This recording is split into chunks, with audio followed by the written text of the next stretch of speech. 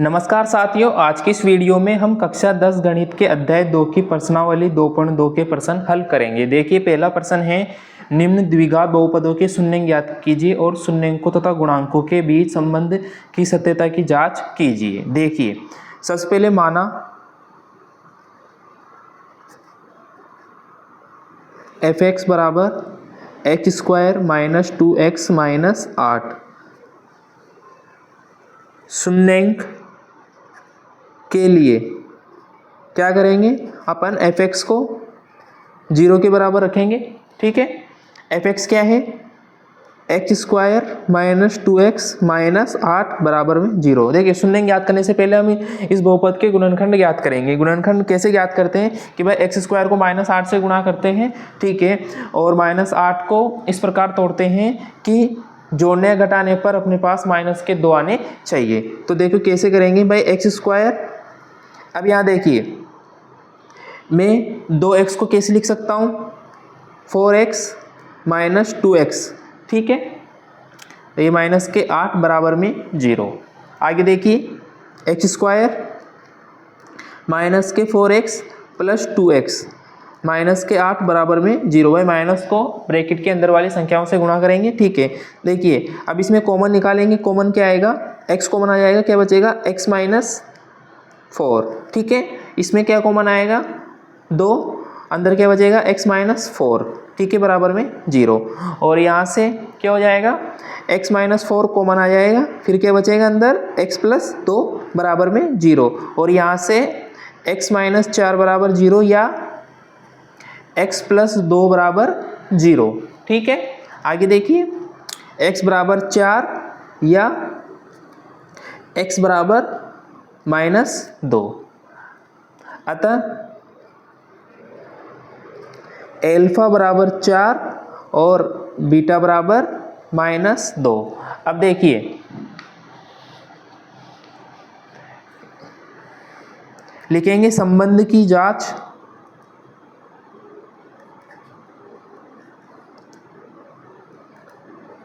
संबंध की जांच, पहला संबंध क्या होता है, एल्फा प्लस बीटा बराबर माइनस बी अपॉन ए। एल्फा का मान क्या है, 4 प्लस बीटा का मान क्या है, माइनस 2। ये माइनस बी का मान, बी क्या होता है, एक्स का गुणांक। एक्स का गुणांक क्या है यहाँ पर, माइनस 2।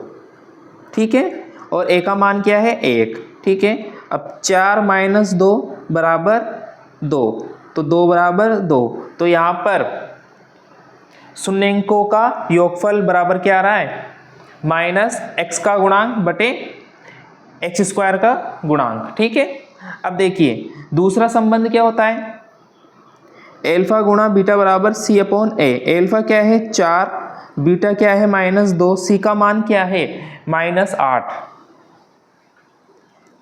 बटे में 1। 4 को माइनस 2 से गुणा करेंगे, क्या आएगा, माइनस के 8 बराबर माइनस के 8। तो इस तरह से ये संबंध भी सत्य सिद्ध होता है। अब बढ़ते हैं हम दूसरे प्रश्न की ओर। देखिए, दूसरे भाग का बहुपद है 4x² माइनस 4s प्लस 1। तो सबसे पहले वही माना f(x) बराबर 4s² माइनस 4s प्लस 1। ठीक है, अब देखिए शून्यंक के लिए f(x) को किसके बराबर रखेंगे, 0 के बराबर। और f(x) बराबर क्या है, 4s² माइनस 4s प्लस 1 बराबर में 0। अब देखिए सबसे पहले इसके गुणनखंड ज्ञात करेंगे। तो देखिए गुणनखंड क्या क्या हो सकते हैं कि भाई 4s² माइनस 4s को कैसे लिख सकते हैं, इसे हम ऐसे लिख सकते हैं कि 2s प्लस 2s। ठीक है, प्लस 1 बराबर में 0। अब देखिए 4s² माइनस 2s भाई माइनस को अंदर ब्रैकेट वाली संख्याओं से गुणा करेंगे, प्लस 1 बराबर में 0। तो यहाँ से इसमें से क्या कॉमन आएगा, 2s कॉमन आ जाएगा, अंदर क्या बचेगा, 2s माइनस 1। और इसमें से क्या कॉमन लेंगे, इसमें से हम माइनस 1 को कॉमन ले लेंगे, अंदर क्या बचेगा, 2s -1 बराबर में 0 और यहाँ से 2s -1 कॉमन आ जाएगा, क्या बचेगा 2s -1 बराबर में 0। ठीक है, आगे देखिए कि भाई 2s -1 बराबर में 0 या 2s -1 बराबर में 0। तो यहाँ से s बराबर क्या जाएगा 1/2 या फिर से s बराबर क्या जाएगा 1/2। ठीक है, अब ये यहाँ से हमने शून्यंक निकाल लिए कि यहाँ पर लिख सकते हैं अपन कि अतः अल्फा बराबर 1/2 और बीटा बराबर 1/2। अब संबंध की जांच कर लेते हैं। देखिए संबंध की जांच।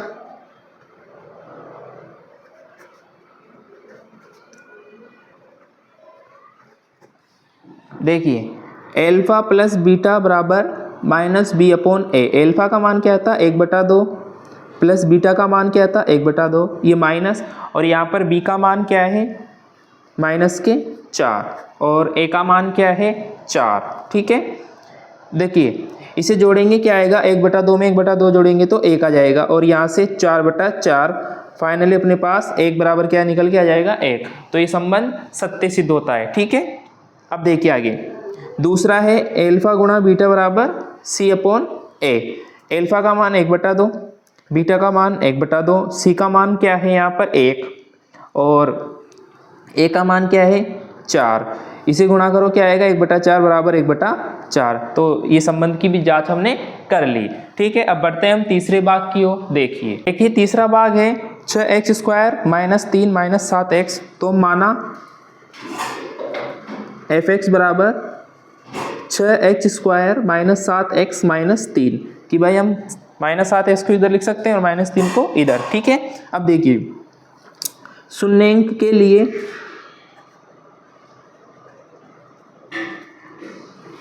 fx बराबर 0। ठीक है, fx का मान क्या है 6x² - 7x - 3 बराबर में 0। अब देखिए यहाँ पर 6 को हम -3 से गुणा करेंगे, क्या आएगा -18। अब -18 को किस प्रकार तोड़ेंगे कि भाई घटाने पर 7 आ जाए। तो इसे हम कैसे लिख सकते हैं 6x² - 9x - 2x। ठीक है, कि भाई देखिए 9x को 2x से गुणा करेंगे 18 आएगा और 9x में से 2x घटाएंगे 7x आ जाएगा, -3 बराबर में 0। अब देखिए 6x² - के 9x प्लस 2x - 3 बराबर में 0। यहाँ से देखिए क्या कॉमन ले सकते हैं अपन, भाई 3x कॉमन ले लें, अंदर क्या बचेगा 2x - के 3।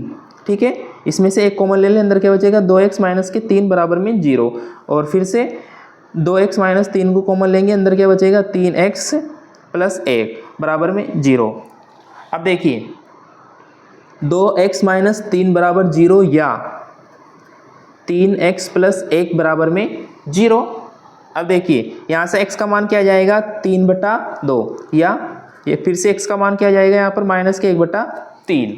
देखिए अल्फा बराबर 3/2 और बीटा बराबर -1/3। इधर देखिए संबंध की जांच।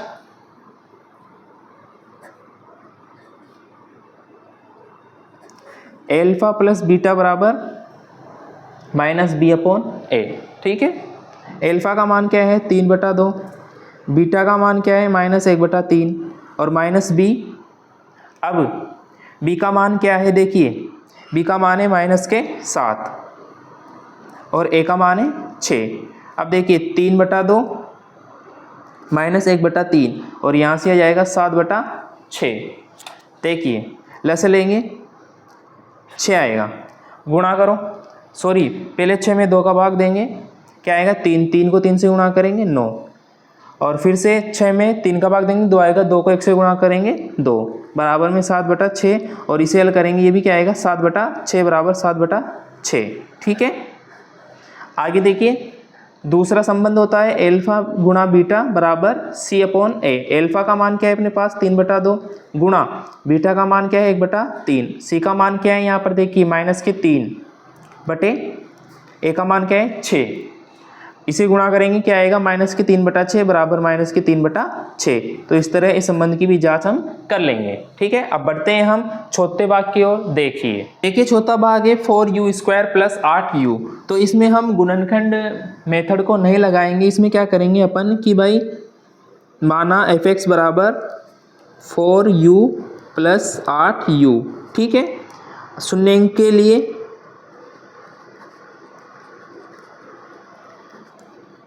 f(x) को किसके बराबर रख देंगे, 0 के बराबर। ठीक है, 4u² + 8u बराबर में 0। देखिए यहाँ से हम क्या कॉमन ले सकते हैं, 4u को कॉमन ले सकते हैं, अंदर क्या बचेगा u + 8। ठीक है, बराबर में 0। अब देखिए 4u बराबर 0 या u + 8 बराबर में 0। यहाँ पर ये 4 नहीं है, u है। ठीक है, अब देखिए यहाँ से u का मान क्या आ जाएगा 0, या यहाँ से u का मान क्या आ जाएगा -8। ठीक है, अब देखिए अतः अल्फा बराबर 0, बीटा बराबर -8। ठीक है, अब वही संबंध की जांच।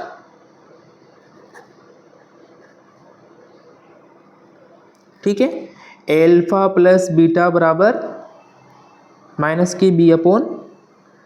ठीक है, अल्फा का मान क्या है 0 प्लस बीटा का मान क्या है -8। ये माइनस का चिन्ह, और यहाँ से देखिए अब b का मान क्या है 8 और a का मान क्या है, a का मान क्या है 4। तो यहाँ से क्या आएगा -8 बराबर में -8/4, ये आएगा आपके -2। देखिए ये बराबर नहीं आ रहा, इसका मतलब हमने कहीं ना कहीं गलती की है। देखिए गलती क्या की है, अपने ध्यान दीजिए।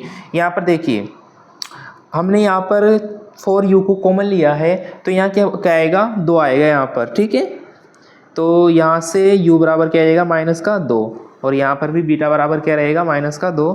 तो यहाँ पर बीटा बराबर जब हम 2 रखेंगे तो ये भी -2 बराबर -2 आ जाएगा। ठीक है, तो आप इस गलती को सुधार लीजिएगा, मैंने तो सुधार ली। ठीक है, अब देखिए दूसरा संबंध क्या है कि भाई अल्फा गुणा बीटा बराबर c/a।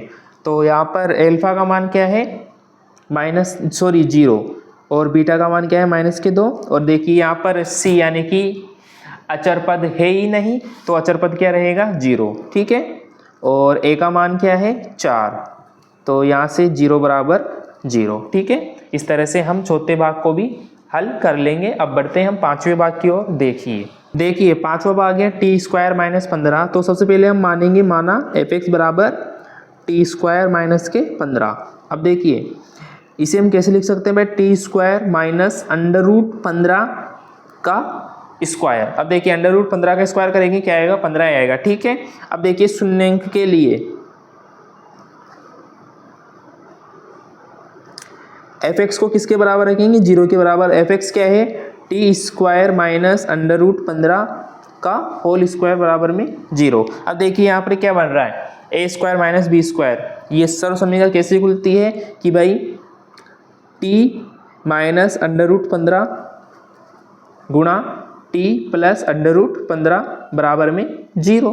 ठीक है, अब देखिए t -√15 बराबर 0 या t + √15 बराबर में 0। यहाँ से t बराबर क्या जाएगा √15, या यहाँ से t बराबर क्या जाएगा -√15। ठीक है, अब देखिए वही संबंध की जांच।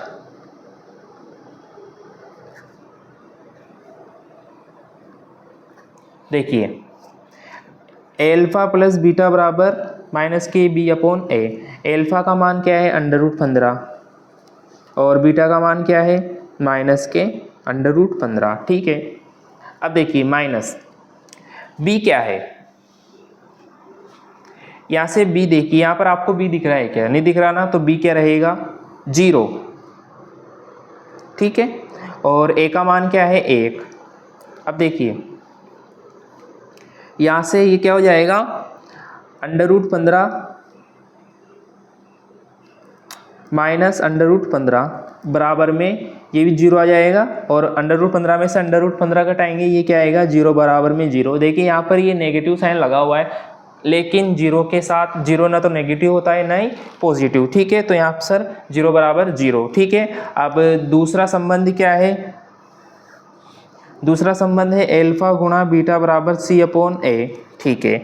अब एल्फा क्या है √15, बीटा क्या है माइनस के √15, ठीक है। सी क्या है, सी है यहाँ पर माइनस के 15 मान लें, या फिर आप माइनस के √15 का होल स्क्वायर, बात बराबर ही है, ठीक है। ए क्या है 1, ठीक है। अब √15 को √15 से गुणा करेंगे, क्या आएगा √15, ठीक है।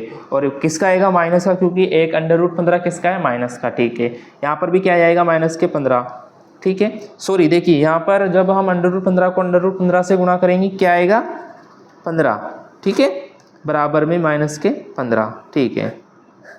इस तरह से हम पांचवें भाग को भी इस तरह हल कर लेंगे। अब बढ़ते हैं हम छठे भाग की ओर। देखिए छठा भाग है, माना f(x) बराबर 3x² माइनस के x माइनस के 4 शून्यंक के लिए 3x² माइनस के x माइनस के 4 बराबर में 0, ठीक है। अब देखिए वही 3 को -4 से गुणा करेंगे, माइनस के 12 आएगा। अब माइनस के 12 को इस प्रकार तोड़ेंगे कि घटाने पर क्या आए 1, ठीक है। तो हम कैसे लिखेंगे इसकी 3x² माइनस 4x माइनस के 3x, ठीक है, माइनस के 4। अब देखिए जब आप 4x में से 3x घटाएंगे क्या हो जाएगा x, तो यहाँ से 3x² क्या हो जाएगा माइनस के 4x प्लस 3x माइनस के 4। अब देखिए जब आप -4x और प्लस 3x को हल करेंगे क्या आएगा माइनस के x, ठीक है। तो हमने गुणनखंड बिल्कुल ठीक किया है। अब देखिए इसमें कॉमन लेने का प्रयास कीजिए, क्या आएगा कॉमन, x बार निकाल देंगे, क्या बचेगा 3x माइनस के 4। यहाँ से एक कॉमन निकाल देंगे, अंदर क्या बचेगा 3x माइनस के 4, और यहाँ से फाइनली 3x माइनस के 4, और ये x प्लस 1 बराबर में 0, ठीक है। अब देखिए यहाँ से 3x माइनस के 4 बराबर 0 या x प्लस 1 बराबर में 0, और यहाँ से x बराबर आ जाएगा आपके पास 4/3 या x बराबर आ जाएगा माइनस के 1। तो यहाँ से एल्फा बराबर आएगा 4/3 या x बीटा बराबर आ जाएगा माइनस का 1, ठीक है। अब देखिए इसके संबंध की जांच करेंगे। देखिए संबंध की जांच, देखिए संबंध की जांच,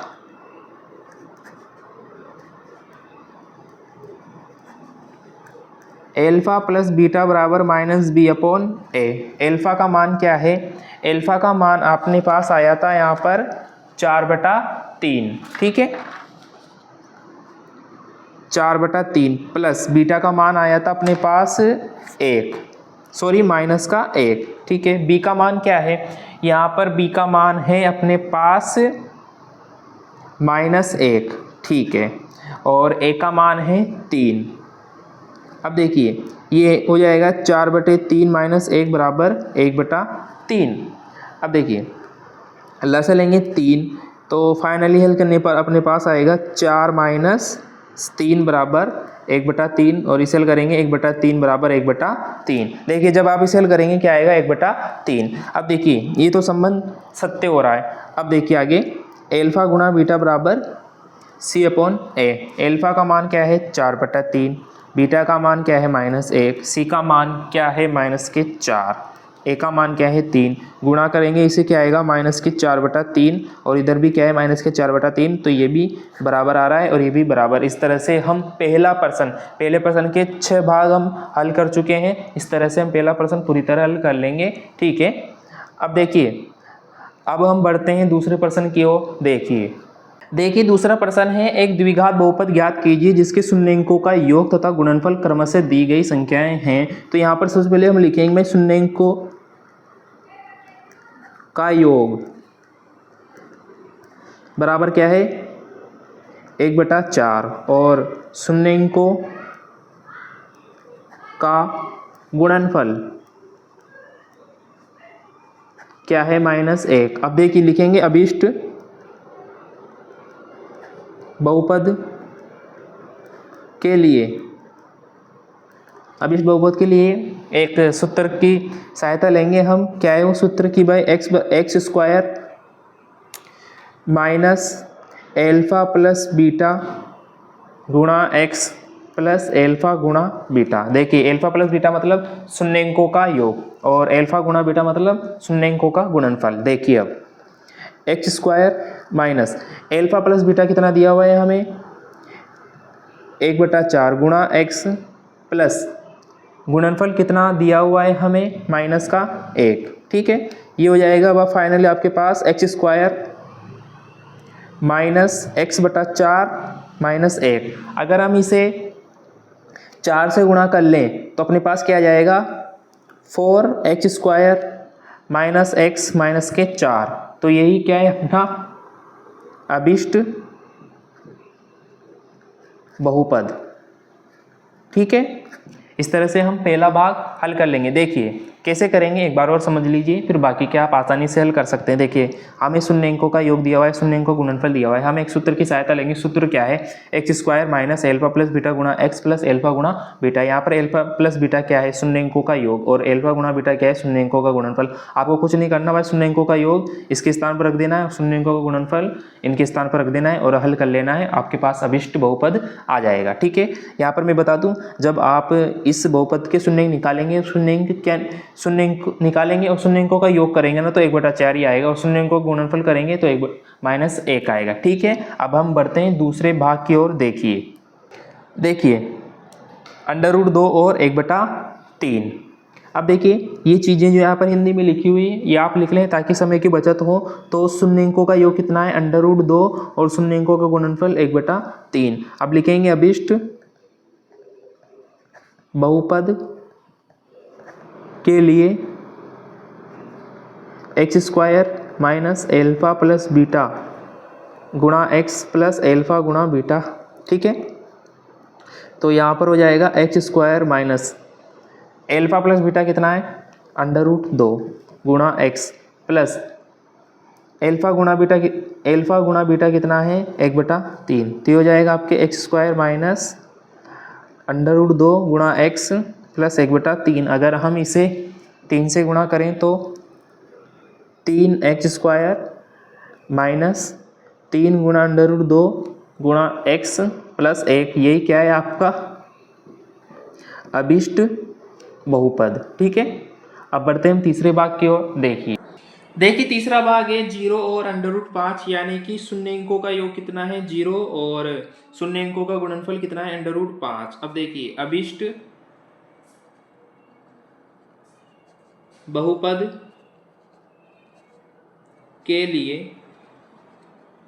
x square minus alpha plus beta गुणा एक्स प्लस एल्फा गुणा बीटा। ठीक है,